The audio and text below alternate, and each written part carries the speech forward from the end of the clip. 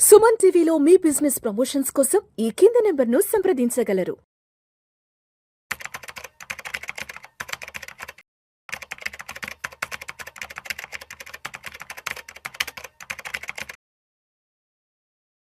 నమస్తే, welcome to Vishnu talks. నేను విష్ణు. ప్రస్తుతం నాతో పాటు stock market analyst SJ Harsha ఉన్నారు. తనతో మాట్లాడదాం.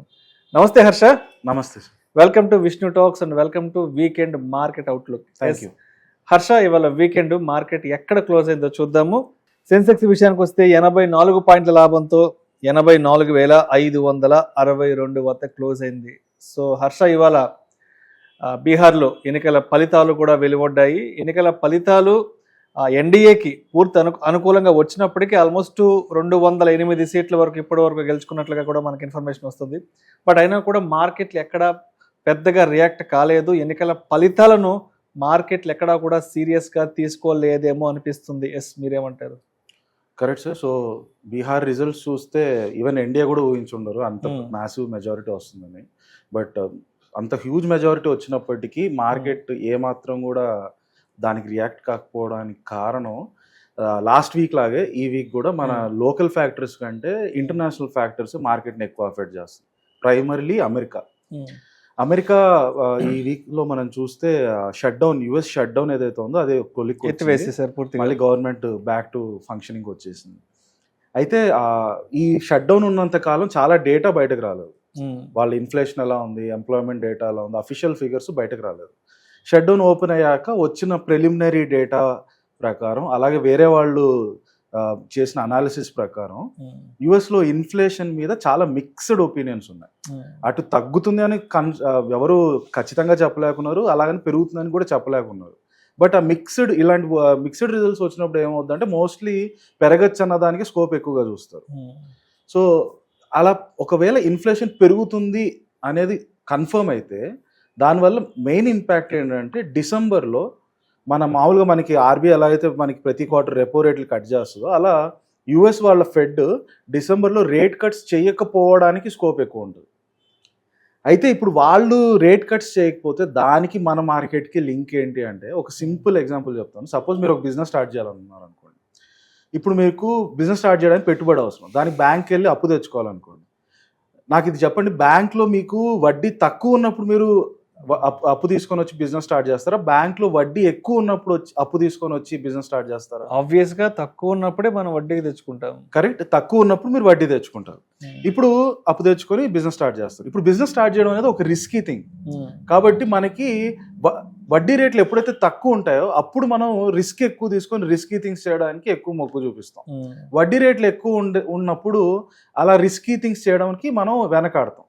రైట్, ఇప్పుడు సేమ్ అదే ఇక్కడ లింక్ అనమాట. ఇక్కడ ప్రాబ్లం ఏంటంటే యుఎస్లో కనుక ఇంట్రెస్ట్ రేట్స్ తగ్గకపోతే మన ఎఫ్ఐఎస్ ఫారెన్ ఇన్స్టిట్యూషనల్ ఇన్వెస్టర్స్ ఎవరైతే అమెరికా నుంచి వచ్చి ఇండియాలో డబ్బులు పెడతారో వాళ్ళు ఇండియాకి ఎక్కువ మొత్తంలో రాకపోవచ్చు. సో మన లోకల్ మార్కెట్ మేజర్ పార్టిసిపెంట్ చూసుకుంటే FIIs, DIIs biggest 2 driving forces.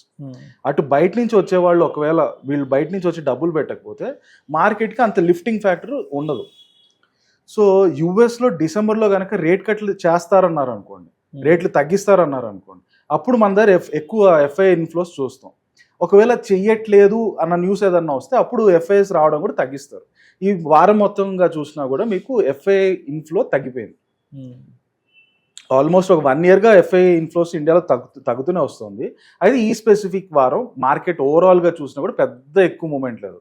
హార్డ్లో 0.3-0.4% Nifty పెరిగింది. దానికి వన్ మేజర్ రీజన్ ఏంటంటే ఎఫ్ఐ పుష్ లేదు మార్కెట్ పైకి పుష్ చేయడానికి. అదే విధంగా మీరు మన లోకల్ వాళ్ళని డిఐఎస్ని చూస్తే మన మంత్లీ ఎస్ఐపిస్ ఏదైతే చేస్తున్నారో మన దగ్గర ఉండే మన ప్రజలంతా అది రికార్డ్ స్థాయిలో ఉంది. ఆల్మోస్ట్ జూన్ జూలైలో ఆల్ టైమ్ హైస్ హిట్ అయింది. అక్కడి నుంచి కొంచెం తగ్గినప్పటికీ ఓవరాల్ ఎస్ఐపిస్ మ్యూచువల్ ఫండ్స్లో వచ్చే ఎస్ఐపిస్ ఆల్ ఇండియన్ హిస్టరీలో రికార్డ్ స్థాయిలో ఉంది. సో అంత మనీ మన డిఐఎస్ అయితే మార్కెట్లో ఇన్ఫ్లో వస్తూనే ఉంది. వాళ్ళు పుష్ చేయడం వల్లే మార్కెట్ కొంచెం 0.3-0.4% వరకు. అండ్ అమెరికా గురించి కూడా ప్రస్తావించారు కాబట్టి, అంటే లాస్ట్ 1 week 10 days నుంచి భారత్ అమెరికా మధ్య వాణిజ్య ఒప్పందాలకు కూడా ఒక కొలిక్కి వచ్చే అవకాశం ఉంది. ఎస్, ఇది ఎంతో మన మార్కెట్లకి సానుకూలం కాబోతుందంటూ కూడా లాస్ట్ 1 week నుంచి మనం మాట్లాడుకుంటున్నాం కదా. ఎస్, ఎంతవరకు వచ్చింది అసలు ఈ వాణిజ్య ఒప్పందం అనేది ఇవాళ వరకు? సో ఆల్మోస్ట్ ఒక 3-4 monthsగా నవంబర్లో అయిపోతుంది, ఇండియా యూఎస్ డీల్ నవంబర్లో అయిపోద్దని మన సైడ్ నుంచి అమెరికా సైడ్ నుంచి ఇద్దరు సైడ్ నుంచి వస్తుంది. కొద్ది రోజులు ఒక 3-4 days ముందు ట్రంప్ కూడా త్వరలో అయిపోద్ది అన్నారు. రీసెంట్గా ఒక 2-3 days ముందు అమెరికా గవర్నమెంట్ సంబంధించిన మనిషి ఒక 2 daysలో అయిపోద్ది అని కూడా అనేసాడు. కాకపోతే మళ్ళీ నిన్న ఈ రోజు కొత్త న్యూస్ ఏంటంటే ఇయర్ ఎండ్ లోపల అవుతుంది అని అంటున్నారు. అయితే ఇంకో 1 month టైం తీసుకుంటారు. ఇంకో 1 month టైం. అక్కడ మళ్ళీ ఇయర్ ఎండ్ కి మళ్ళీ క్రిస్మస్ వచ్చేస్తుంది. అక్కడ హాలిడే యూఎస్ కి క్రిస్మస్ అనేది almost 1 to 2 weeks holiday leave మీద వెళ్ళిపోతుంది. సో మోస్ట్లీ December 20 లోపల రావచ్చు. ఈ రోజు అంతా November 14th. 1 month 1 week లోపల అవ్వాలి. ఎంత త్వరగా అయితే అంత మంచిది మార్కెట్ కి. ఓవరాల్ గా అయితే పాజిటివ్ సెంటిమెంటే ఉంది. అటు యుఎస్ వాళ్ళు ఇండియా వాళ్ళు ఇద్దరు కూడా డీల్ త్వరలో అయిపోతుంది అని అంటున్నారు. అది కనుక ఫైనలైజ్ అయిపోతే డెఫినెట్గా మార్కెట్ కొంచెం పుష్ రావచ్చు. బట్ ఈ వారం అయిపోద్దాం అనుకున్నది మళ్ళీ ఇంకో 1 month పెరిగేలా ఉంది. రైట్. సో అయితే ఈ వారంలో అంటే మార్కెట్స్లో బాగా రాణించిన సెక్టార్లే ఉన్నాయి, బాగా డీలా పడ్డ సెక్టార్స్ ఏ ఉన్నాయి? సో మనకి లాస్ట్ వీక్ లాగా ఈ వీక్ కూడా మళ్ళీ ఐటీ స్టాక్స్ కొంచెం వీక్ మొత్తం కొంచెం పుంజుకున్నాయండి. మెయిన్ రీజన్ వచ్చి ఈ క్వార్టర్ కాకముందు 3-4 quarters ఐటీ బాగా దెబ్బతిన్నాయి. అంత బాగా దెబ్బతిన్నాయి కాబట్టి అక్కడి నుంచి కొంచెం రికవరీ కనిపించే దాంట్లో ఐటీ స్టాక్స్ మాత్రం మనకి పాజిటివ్ టెరిటరీలో కనిపిస్తున్నాయి. ఇంకొకటి యుఎస్ షట్ డౌన్ తీసేయడం, అలాగే యుఎస్ నుంచి ఇండియాకి వీళ్ళ ఐటీ కంపెనీస్కి ఏవైతే ఆర్డర్స్ వస్తాయో వాటిలో కూడా ఆర్డర్స్ పెరుగుతున్నాయని చెప్పి లాస్ట్ క్వార్టర్ రిజల్ట్స్లో వీళ్ళందరూ చెప్పడం, ఇవన్నీ పాజిటివ్గా ఐటీ సెక్టర్ని కొంచెం పుష్ చేశాయి. అట్ ద సేమ్ టైం ఇంకో సెక్టర్ మీరు చూస్తే ఫార్మా స్టాక్స్. ఫార్మా ఏంటంటే బేసికల్గా దాని ఒక డిఫెన్సివ్ సెక్టర్. డిఫెన్సివ్ సెక్టర్ అంటే అర్థం ఏంటంటే మార్కెట్ ఎప్పుడు సైకిల్స్లో పోతుంది పైకి కిందకి, కానీ పైకి కిందకి దీంతో సంబంధం లేకుండా ఫార్మా ఎప్పుడు ఒక స్టేబుల్గా ముందుకెళ్తుంది అన్నమాట ఓవరాల్ సెక్టర్. అయితే ఎప్పుడైతే డౌన్ టర్న్ ఉంటుందో మార్కెట్ సైకిల్లో మిగతా సెక్టర్స్ అన్ని అండర్ పర్ఫామ్ చేసినప్పుడు ఫార్మా మాత్రం ఇంకా నిలబడి కొంచెం ముందుకెళ్తుంటుంది. ఎందుకంటే హెల్త్ నీడ్స్, టాబ్లెట్స్ అనేవి ఇర్రెస్పెక్టివ్ ఆఫ్ ఎకానమీ అందరికి ఎప్పుడు అవసరం ఉంటాయి కాబట్టి. So pharma sector out perform చేయడం అంటే దాన్ని ఇంకో రకంగా ఎలా అర్థం చేసుకోవచ్చు అంటే మిగతా సెక్టర్స్ అంత బాగా పర్ఫామ్ చేయట్లేదు. సో అక్కడ వన్స్ అగైన్ మన ఎఫ్ఐఎస్ అంత స్ట్రాంగ్ సపోర్ట్ చూపించకపోవడం వన్ బిగ్ ఫ్యాక్టర్. మిగతా సెక్టర్స్ ఏవి అంత స్ట్రాంగ్గా పర్ఫామ్ చేయకపోవడం, దానివల్ల న్యాచురల్గా ఫార్మా టాప్ పర్ఫార్మింగ్ అయిపోయింది. సో ఫార్మా ప్రత్యేకంగా ఏం కొత్తగా చేసిందేం లేదు. కొంచెం ఎక్స్పోర్ట్ ఆర్డర్స్ యూఎస్ నుంచి అవి ఉన్నాయి, ఆ రకంగా ఉన్నాయి. బట్ దానివల్ల అది ఈ వారం టాప్ సెక్టర్స్లోకి రాలేదు. ఓవరాల్గా ఏంటంటే మిగతా సెక్టర్స్ అండర్ పర్ఫామ్ చేయడం వల్ల ఫార్మా కొంచెం పికప్ అయింది. So first IT sector was the top performing, second pharma sector ఈ వారంలో ఉన్న టాప్ పర్ఫార్మింగ్ సెక్టర్స్. సో అంటే ఇప్పటి వరకు మనకి గ్లోబల్గా ఉన్న న్యూస్ని దృష్టిలో ఉంచుకుని, అదేవిధంగా లోకల్గా ఉన్న పాజిటివ్స్ని దృష్టిలో ఉంచుకుని నెక్స్ట్ వీక్ ఏ సెక్టర్స్ కొంత ఫేవరబుల్గా మూవ్ అయ్యే ఛాన్స్ ఉందంటారు? సో ఒక 3-4 weeksగా మనం చూస్తే మార్కెట్లో ఏవేవైతే సెక్టర్స్ స్ట్రెంగ్త్ చూపించాయో 3 weeks ముందు, ఇప్పుడు కూడా అవే సెక్టర్స్ స్ట్రాంగ్గా ఉన్నాయి. ఫస్ట్ వచ్చి పిఎస్యూ బ్యాంక్ సెక్టర్స్ అనేది ఆల్మోస్ట్ ఒక చాలా చుట్టూ ఫోర్ట్ కట్టేసుకొని ఎవరిని నన్ను టచ్ చేయని అంత స్ట్రాంగ్గా ఉంది. కారణం ఏంటంటే వాటి వాల్యుయేషన్స్ బాగా లోలో, బ్యాంక్ నిఫ్టీకి సంబంధించి రైట్. వాటి వాల్యుయేషన్స్ లోగా ఉండడం వల్ల ఆ వాల్యుయేషన్స్ అనేది పైకి కిందకి సైకిల్స్ లో పోతాయి. సో ఇప్పుడు పిఎస్యూ బ్యాంక్స్ వాల్యుయేషన్స్ దానికి ఒకటే దారి ఉంది, పైకి వెళ్ళడం. సో ఆ వాల్యుయేషన్స్ పరంగా పెరగాలి. At the same time last క్వార్టర్లో వచ్చిన రిజల్ట్స్ చూస్తే most of the PSU banks have been performing really good. Private banks కంటే కూడా ఎక్కువ లోన్లు పిఎస్యూ బ్యాంక్స్ నుంచి వెళ్తున్నాయి. క్రెడిట్ గ్రోత్ పిఎస్యూ బ్యాంక్స్ ఎక్కువ ఉంది. సో ఒకవైపు fundamentally it is good, at the same time valuations wise also మంచి స్కోప్ ఉంది పెరగడానికి. సెకండ్ మనం చూస్తే ఆటో సెక్టర్ మనకి జిఎస్టీ వల్ల ఒకటి, జిఎస్టీ రేట్ కట్స్ ఎప్పుడైతే చేశారో జిఎస్టీ రేట్ కట్స్ చేయడం వల్ల మీకు న్యాచురల్గా వెహికల్స్ ప్రైజెస్ పడతాయి. At the same time festive season అవడం వల్ల కంపెనీస్ కూడా మంచి ఆఫర్స్ ఇవ్వడంతో అంటే వాళ్ళు దగ్గర ఉండే ఇన్వెంటరీ అంతా క్లియర్ చేసుకోవాలని కొంచెం తక్కువ రేట్లకి అమ్మేస్తారు. ఆఫర్స్ వల్ల ఆటో స్టాక్స్ బాగా పెరుగుతున్నాయి, సేల్స్ పెరగడం వల్ల.